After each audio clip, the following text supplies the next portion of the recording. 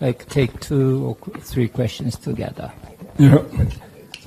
Thank you very much for wonderful opportunity today. My name is Kim Hyung-jin.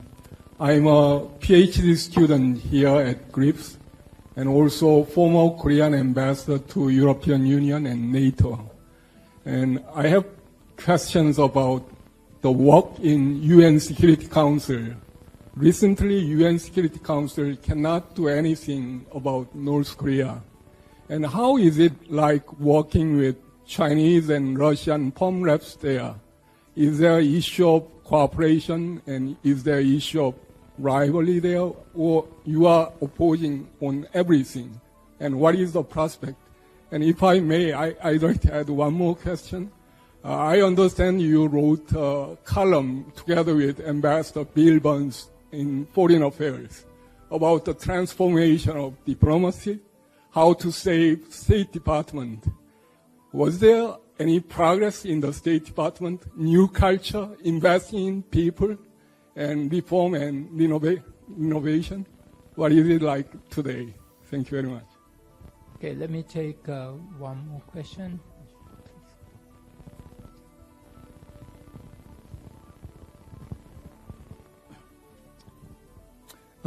My name is Hasegawa. I teach at the Kyoto University of the Arts, but I served in the United Nations about 35 years in the UNDP and the DPKO. As I served as a special rep of Kofi Annan, I reported to the Security Council 3 or 4 times. And the United States played a major role in there. And now that we are talking about the possibility or need for expanding the Security Council, and I had an impression that the United States and the other major powers want to keep the Security Council small, that the 15 is enough. Now, my question is, how serious is the United States is interested in enlarging the Security Council? And is there any prospect for that in the coming summit of the future? Okay, thank you. Please. Thank you so much for your questions. And, you know, on the question of how effective the Security Council is on North Korean issues, given the actions, particularly over the past 2 to 3 years of China and Russia. Look, we have been able to continue to raise issues despite Russia and China's trying to block us from doing that. We hosted the first meeting on North Korean human rights this past year over the objections of China and Russia. And while they have blocked the Security Council from issuing statements and from taking punitive action against the DPRK for their unlawful tests of weapons of mass destruction, we have not allowed them to stop the Council from engaging. So whenever we've had votes, the votes have been overwhelmingly in support of accountability, and Russia and China have been isolated in the Council. And in each of those cases, both Russia and China, at the behest of the DPRK, have tried to keep the Council from holding those meetings. So while we've not been able to get a resolution passed, and Russia was able to veto the panel of experts resolution, they have not silenced the Council on the DPRK. And you asked one question on that point. So you talked about the discontinuation of this specialist panel on North Korea. So and you talked about the possibility of coming up with a new framework in place of that. What kind of framework do you have in your mind, and what kind of countries would you like to bring in? Look, I talked about trilateralism and the importance of having both Japan and Republic of Korea sitting in the council. So with the three of us, as well as other countries that are like-minded, we are looking at what other options we can bring to the table that will continue the important work that the panel of experts was doing. We cannot have a situation where, because Russia was being reported on, that we're not having insight into what is happening on the ground there. So we have looked at and will be discussing several options, and maybe several at the same time. One being going to the General Assembly and having a vote in the General Assembly. The other would be to bring outside sources in to do the kind of analysis and reporting we need to see. And thirdly, we're looking at what the Secretariat, the UN Secretariat, might be able to do, because the sanctions are still there. And in any country where we have sanctions, we look for how to hold those accountable who are breaking those sanctions. And so not having the panel of experts giving us that insight is a reason for concern, but we know that there are other ways that we can get that information, and we'll be working together with our colleagues to come up with a plan moving forward. Finally, your question on revitalization of the State Department.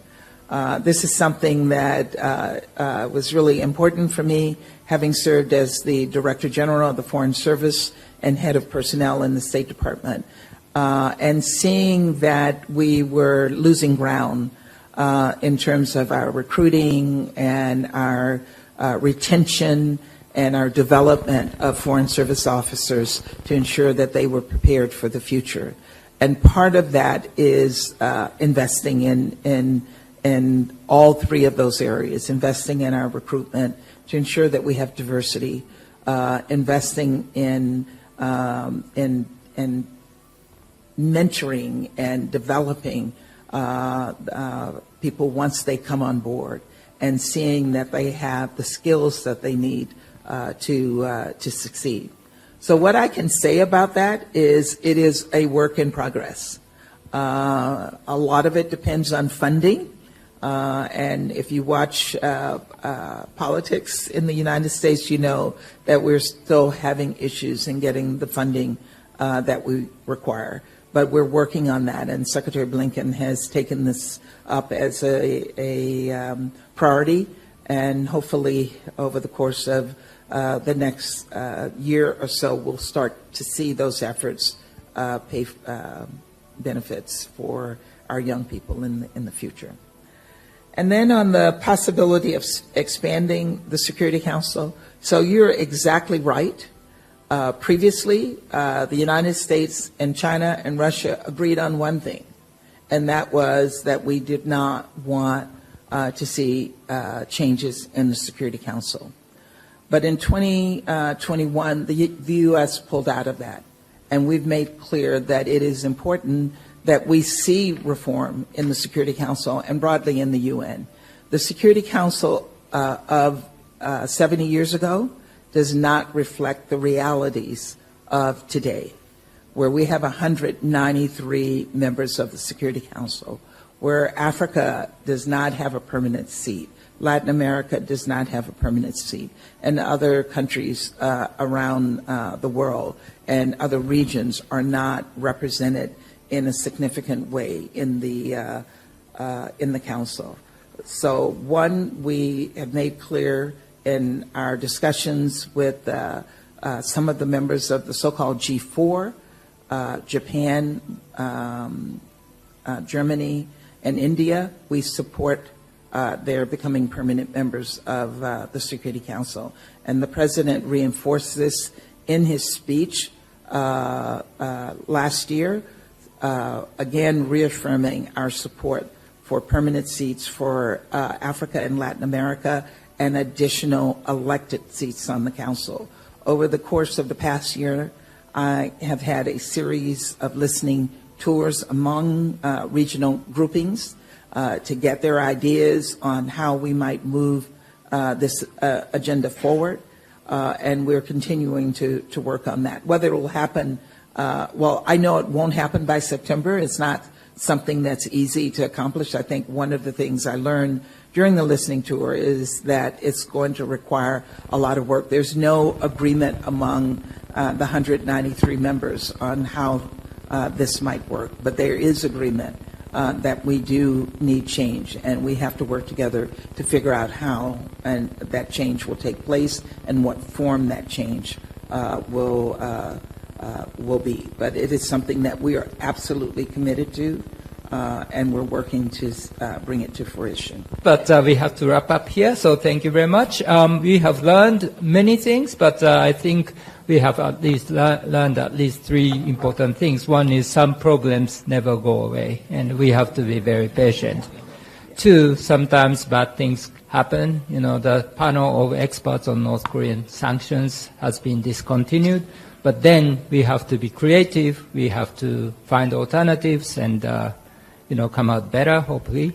And finally, women should keep kicking the door, and I hope that men will join them in kicking the door for not only women, but for anyone who is willing to work hard.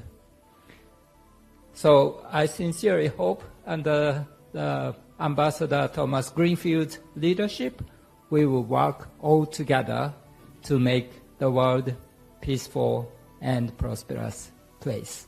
So, ladies and gentlemen, please join me in thanking Ambassador Thomas-Greenfield.